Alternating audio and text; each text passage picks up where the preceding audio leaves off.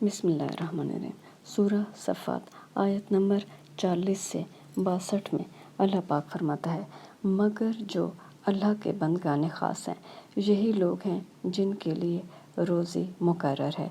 یعنی میوے، اور ان کا احساس کیا جائے گا، اور نعمت کے باغوں میں ایک دوسرے کے سامنے تختوں پر بیٹھے ہوں گے، شراب لطیف کے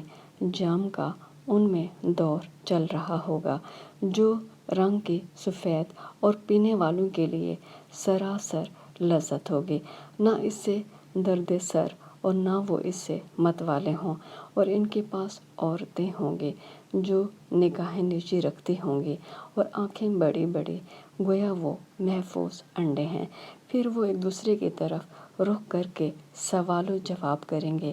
ایک کہنے والا ان سے کہے گا کہ میرا ایک ہم نشیں یعنی دوست تھا جو کہتا تھا کہ بھلا تم بھی ایسی باتوں کے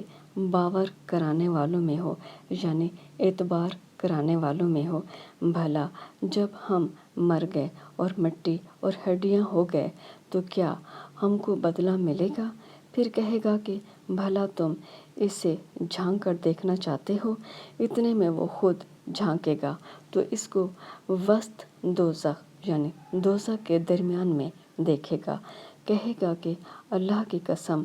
تو مجھے ہلاک ہی کر چکا تھا، اور اگر میرے پروردگار کی مہربانی نہ ہوتی تو میں بھی ان میں ہوتا جو عذاب میں حاضر کیے گئے ہیں۔ کیا یہ نہیں کہ ہم آئندہ کبھی مرنے کے نہیں، ہاں جو پہلی بار مرنا تھا سو مر چکے، اور ہمیں عذاب بھی نہیں ہونے کا، بے شک یہ بڑی کامیابی ہے۔ ایسی ہی نعمتوں کے لیے عمل کرنے والوں کو عمل کرنے چاہیے۔ بھلا یہ مہمانی اچھی ہے جنت کی یا طوہر یعنی زقوم کا درخت دوزخ کا؟